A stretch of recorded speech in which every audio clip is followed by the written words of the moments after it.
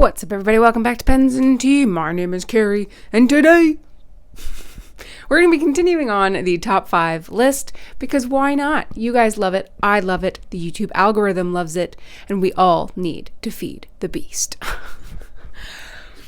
And it's also December, and this is when the time to do wrap-up and top 5s and all the goody goods that, have been dope over the course of the year. So, the next top 5 list, as you can tell by the title, is my top 5 favorite fountain pen accessories. And I took a look at some of the ones I've done in the past. I've been doing this for several years now.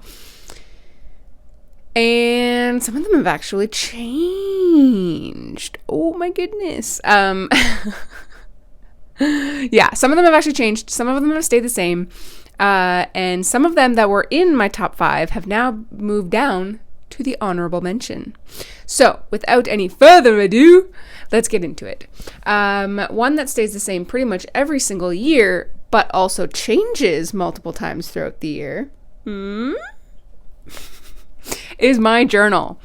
So currently I am using MD paper, an MD notebook, a Midori notebook, a 5 size lined. I do have their plastic cover over it. Otherwise it's just paper.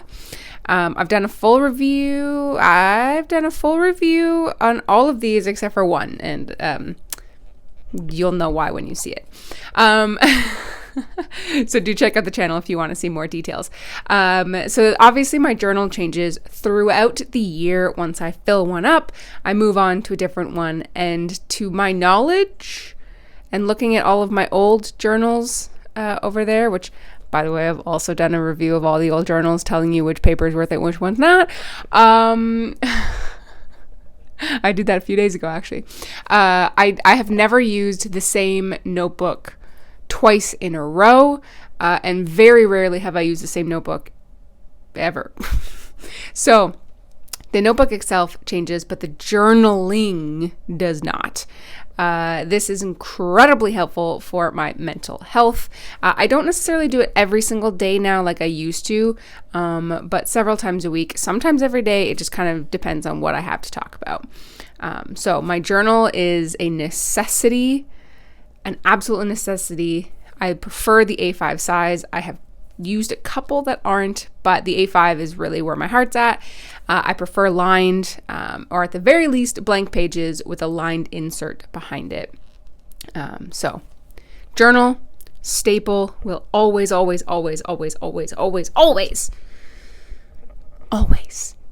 be here.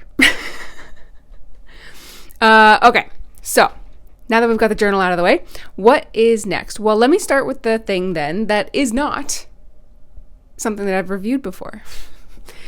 And that's the thing that makes me look like a drug addict. And that's a syringe. I have multiple different styles. This one I happened to have bought from Goulet Pens, but I've gotten them from a hardware store before. I've gotten them from Wonder Pens before, which is a store out of Toronto. And I think they're dope. They're honestly like the best thing that you could use. This and a bulb syringe. I don't know if I should show this too much, if YouTube might flag me. I don't know. They're cracking down these days, guys. But basically, you suck it up full of water, and then you can clean out your pen, whether you're flushing out a piston filler, if you can get access to that, a nib unit, anything really. These things are handy AF when you clean out fountain pens. And I think, oh my gosh, I don't even remember the last time I've cleaned out a few pens and haven't used one. This and a bulb syringe, which is just like the kind of like booger suckers, are the best things to have. Best things to have when it comes to time filling or to clean your pens. It's like this kind of random little stuff that I just dropped. That honestly makes like fountain pen life so much easier. I had to pick that up. If I left it on the floor, it would have driven me nuts. So yeah, I did. And yes, I'm wearing another Christmas sweater and Christmas jammies because it's the holiday season. So yeah, so if you haven't picked up a bulb syringe and or a blunt tipped syringe, which is what that is, do it. And then just watch any of my cleaning videos and you'll understand why, because they're dope. Okay, so what's up next? A random thing that has never been on my top 5 list before.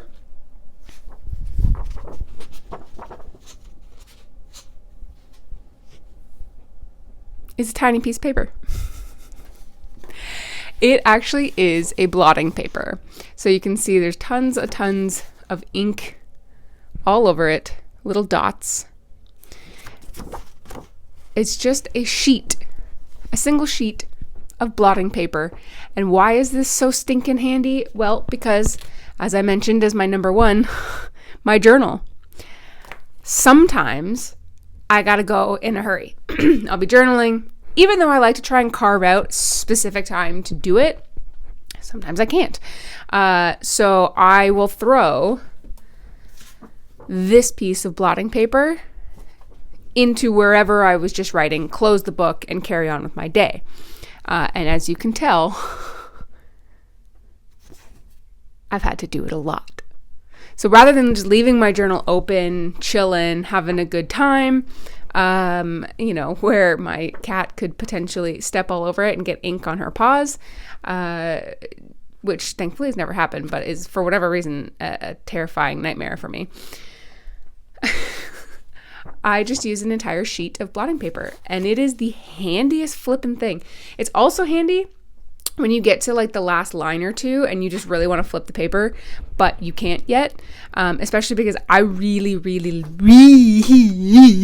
like fire hose fountain pens that just pool ink, like a swimming pool worth of ink onto the page. And I use pages that can handle that amount of ink. So like Tomoe River paper, for example, and it takes a while for it to dry. So if I don't want to give, the end of the page before I turn the page a couple seconds to like soak in, usually I'll take like a sip of tea or coffee or water or whatever, and just kind of watch it for a second, because sometimes it's fun to do that. But if I don't want to, then I'll also use this just to suck up the last, line or so worth of ink. It's usually when you dot the I's or like do a little apostrophe or something like that.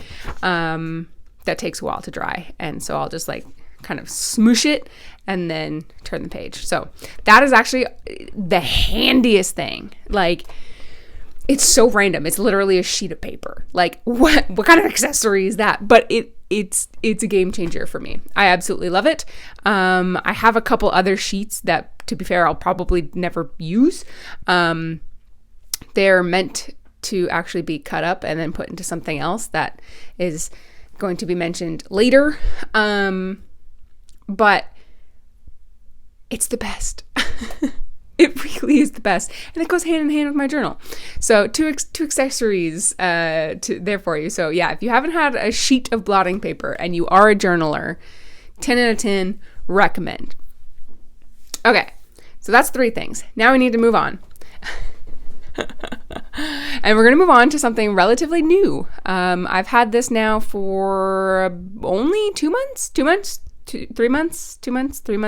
something like that. I've only had it for a few months, but I adore it. And I have done a review of it. And this is not sponsored, by the way. None of this is sponsored, ever. I'm not a sponsored channel. I've never had a sponsor. That is the Endless Creative Block Tear Off Notepad. This thing is so handy. It is so handy when I do reviews and do the whole like quick brown fox, when I'm inking up a pen for the first time, when I'm trying a new ink. This is just really handy to have, as I just threw it down into my crotch. This is the handiest thing to have, to just sit on your desk or in a handy place somewhere. Think of it like sort of like a Post-it note, where it's just, you always seem to have them around. I mean, this isn't sticky. You can't like put it somewhere like you can a Post-it note, but it's just really handy to have around, to jot down a couple things, to try out random stuff, and then you just tear off the page and move on with your day. The paper itself is great. It's sort of like, I think in my review I ended up saying it's like in between Rhodia and Tomoe. That's really the way that I feel about this paper. It sits somewhere in that happy medium where it's not quite on the level of Tomoe. I've yet to find anything that is, to be fair. If you have, please let me know in the comment section down below, because gosh darn, nothing beats Tomoe.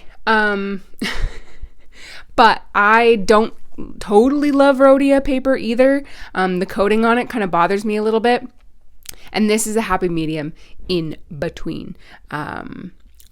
I think it's great. I write down my like currently inked on it so I don't forget, especially when I do have, like, this time of year is pretty much the only time of year where I have like a lot of pens inked up. Like I posted on my Instagram, link in the description, what my currently inked was. I actually stuck it in my tree and posted that photo, and it was on this. Guys, I gotta stop waving stuff around. I'm dropping these things. Can you tell that I just finished my coffee? And yeah, it's so handy. I absolutely love it. Really good for showing shading, sheening, shimmery, all that good stuff. Like I said, it shows it better than Rhodia paper, not as good as Tomoe, but we all know. Paper is just mwah, love it. And I think you can get a bigger one than this. This is like the size of my head. I think there's a bigger one now, but I like this size. I threw it on the floor again. It's gonna have to stay there. And then moving on to my final that are in the top 5, and then we'll get to some honorable mentions. So my last one that is in my official top 5 is this little guy right here. Now, I know I already have my journal, and I know I already have the creative block, and you guys, you're probably thinking, like, why is there so much dang paper? Well, 2022 was the year of paper for me, okay? I mean, journals, like I said, that's a cheat. That's an easy gimme every single year. It's always going to be in my top 5. It just is. It's my life, okay? The creative block was a total surprise. Did not see that one coming, but it's taken over my life. That one hit me, the creative block hit me like a freight train, how much I loved it. This was a slow creeper. So this is the Galen Leather Tomoe River notebook. I, again, have done a full review of it. I've used their A5 size in like regular journaling. I've actually gone through 2 guaranteed, because I've used a brown one and one that wasn't leather. This one is leather. Sorry, vegans. But they do offer non-leathers. And I got the A6 size, and I never really used it because the A6 size is not a notebook that I typically lean towards. But much like the creative block, I've been using it for random stuff, like just doodling, testing out things, my flex pens that I am trying to get into. I still don't love them. But dang, guys, watching like flex videos and stuff online is so relaxing. And it's just like, if their writing is beautiful, like their calligraphy is like stunning, then it's just like, oh my gosh, I want to fall asleep to that. And it just looks so peaceful and calm and magical. And I want that from my life. But I'm terrible at it. I get frustrated. And so I'm trying. I still don't like it, but I'm trying to like it. I'm trying to at least be neutral on it. You know what I'm saying? And so this is something that I've just kind of been messing around with. And I find that this size actually really works. And one thing that I started doing with this too, ooh, I like the way that this like lights my face. Yeah. Anywho, is I'll write my first impressions on this notebook. So when I get a new pen or new ink or anything that has the intention to do a review on, what I do the very first time I ink it up, regardless what happens, I write down a full page or 2 of my immediate thoughts. So I literally write, I'm like, I am currently writing with the Leonardo Momento Zero elastic nib, and then I'll like say what ink and all this kind of stuff.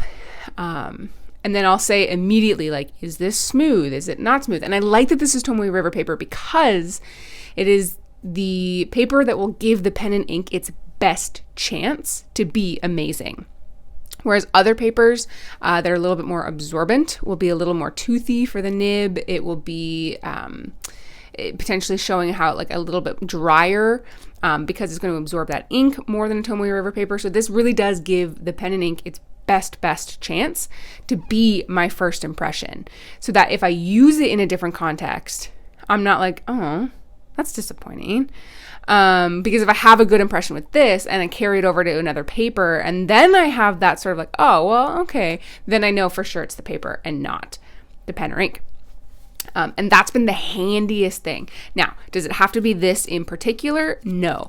But I like the fact that it's small. So filling up a page or two takes 2 seconds. I don't worry about the fact that it's not lined or whatever. I'll jot down anything. Like if I'm on the phone and need to take down notes, if I'm talking about whatever, like this is just what I go towards. And I like the fact that I can kind of beat it up, do whatever. And I can kind of treat it like I don't care about it, which sounds terrible, but but it just is. I don't know. I can't explain it. But I think having a notebook that you can not care about what its contents are is handy. Like my journal, I'm not going to take notes in my journal. Like that's not the point of that.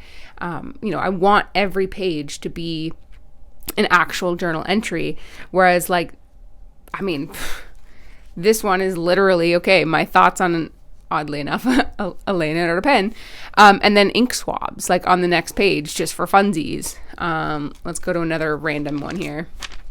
No, this one happens to be a video one that I've done, the Quick Brown Fox. Like, it's just totally random. Like, oh, I started messing around with a pen, trying to make it a little bit wetter. Like, hey, we got some more swabs and like what's inked up.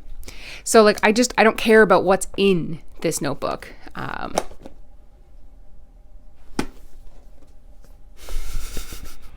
So I like to have this, and I like this notebook particularly because it's Tomoe River. There's a ton of pages in here. You can kind of beat it up. The pages hold together really well, and it's just a good quality notebook. So put that aside now. So that's my top 5. I'm going to roll through the honorable mentions pretty darn quick because we're running out of time here. But my top 5 are twofolds. Probably the biggest thing is little ink samples. Are they accessories? Sort of, not really. That's why they're kind of in my honorable mentions. Ink samples, I think, are the GOAT because you can try a whole bunch of ink for not a whole lot of money. You can try a lot of different colors, and they're just kind of like handy to have on the side, especially if you're wanting to try out an ink that you know you won't love and you're not going to use a ton, but maybe you want to use just for the holiday season. 2 milliliters to 4 milliliters, depending on the retailer you buy it at, is going to be more than enough to get you through a month or two.